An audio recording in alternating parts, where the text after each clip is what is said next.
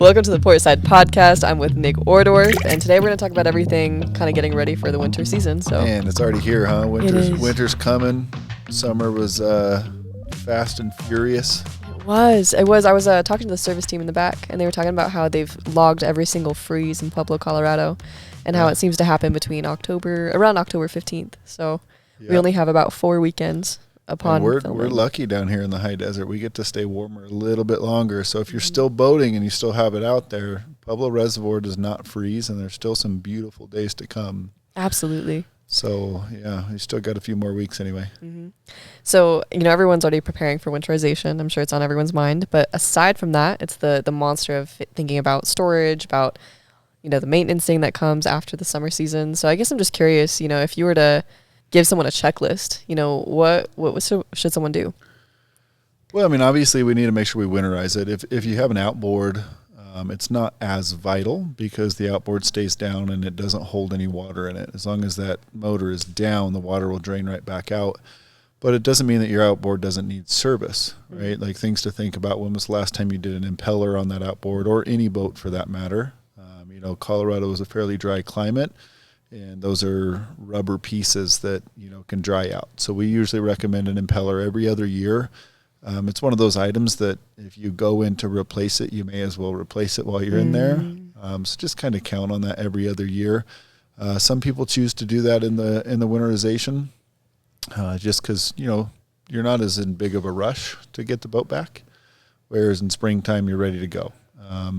A lot of times we'll recommend doing an oil change, or what we would call your deluxe Winterize service. So they're not only winterizing, but we're changing oil and lubing things up and making sure it's prepped and ready for the next year is always good things to think about.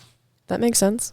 And then after you've kind of done all the maintenancing and you're ready to store it, so I know that, some dealerships will have storage options. I know that there's specific lots for boats, but what are the options generally that you can look at, and what are are there benefits and cons to different storage locations? Yeah, obviously if you can afford to store your boat indoors, in Colorado, depending on where in the state you are, how much snow we get and those different things can really affect things. If you're stored outdoors with just the standard cover on it, you'll see that we wear through covers a lot faster.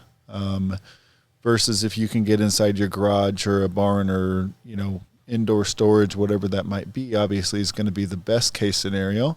That's not always an option for everybody. So I would say the next best option would be to have somebody shrink wrap your boat, whether that's us or somebody else. We can actually take that plastic film, cover the entire boat, band it at the bottom, and then they heat shrink it so that it kind of forms like a suction cover on almost. And it doesn't protect it completely. There still can be dust that gets in and out.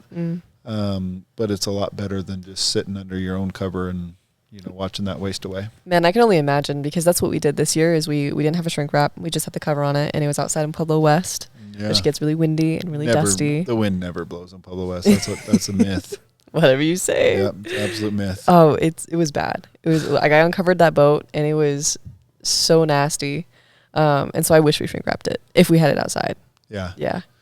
Yep. No, I think it's the best way to go for sure. And it's roughly $20 per foot, give or take, to shrink wrap your boat. Definitely worth it. Some of the newer owners, like if you bought a new Super Amumba especially, or I imagine most of the wake boat brands get a Transhield cover is what it gets shipped with. So even if you bought a boat from another manufacturer, you may ask about a Transhield cover. And Transhield covers what the factory ships with, especially on the wake boats. They're not always salvageable. There are times that we have them that they get here and they're in pieces, or something has to be cut to get it loose. But basically that is a shrink wrap cover that's the same plasticky material on the outside, but has a felt lining on the inside. And they're more custom designed to that specific boat. So sometimes they can be reused. So ask your dealer about that.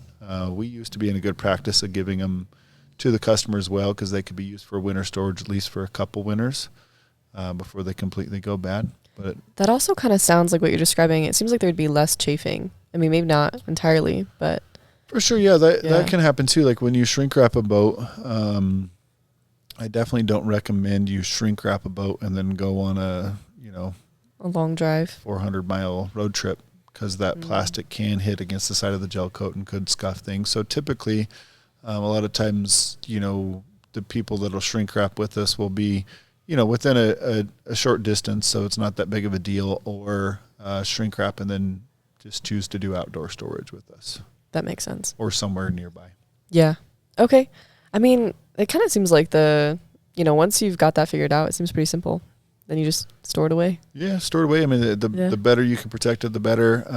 I've heard of people, some of the don'ts maybe to do is a lot of times, not as often anymore, but in years past, a lot of times people would get snap-on covers, like a bow and cockpit cover. Okay. And then they would put another cover over the top of that. And I would always recommend not to do both covers, because the snaps will eat through the outer cover, and vice versa. The two covers will actually hurt each other.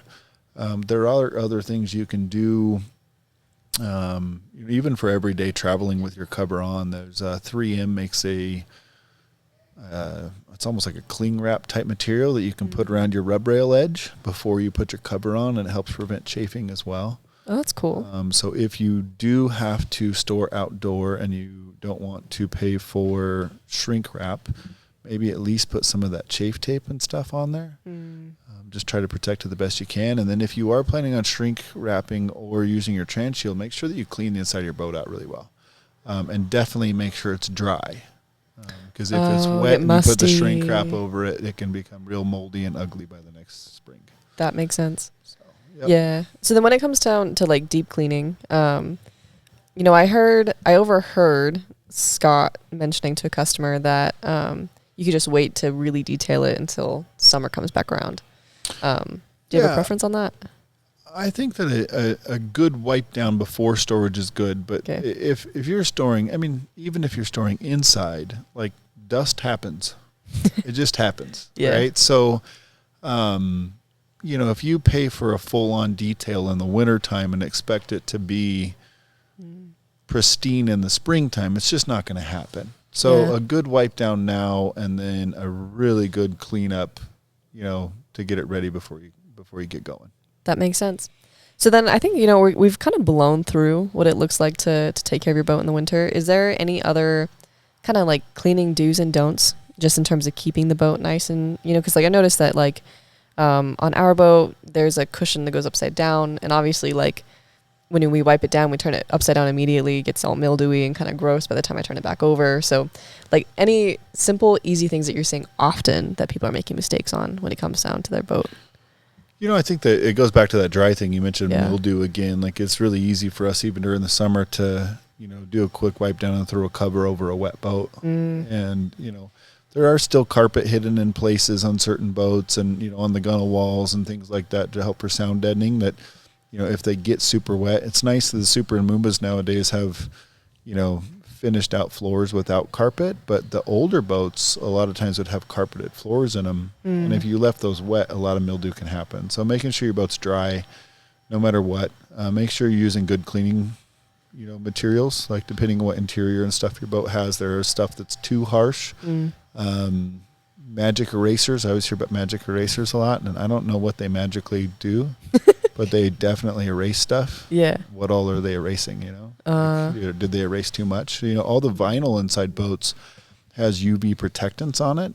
So if you're using a magic eraser a lot, you may very well be removing all that UV protectant, and therefore you may find that your seats start to basically burn in the future, which can also happen by using tanning oils and any sort of tanning accelerators that gets on the seats. It'll accelerate that vinyl, and you'll find it becomes crisp and hard and often very terribly colored. That makes sense. So there was also something I noticed on our boat where like on the top of it, there was like this bubbling thing that was happening, like kind of like it was like a rough texture. And I had no idea what that was. Was it just buildup that we just never took care of and it just calloused over? Could be. I would almost have to see it to see what you're talking about, because it could be. I've never seen anything build up that much to where it was like calcified. Okay. It could be something in the gel coat. It could be, you're talking about actually on the fiberglass. Yeah. Right? Yeah. And it was only on the tops of it. It's bizarre. Unless the cover was leaving something behind on it or something. Oh, I see. That's interesting. I'd have to check it out. Okay. Not sure on that one. Might be a Malibu thing. Don't laugh at me.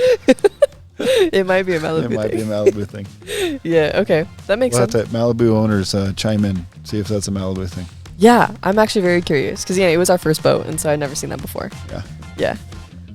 Okay, well, I think that honestly covers everything. It's like a short and sweet way just to take care of your boat because we're leading into the end of the season. Yeah, winterizing super important. Yeah. Take care of many maintenance items as you can. Like it's important even on outboards, doing impellers, doing oil changes, all those things.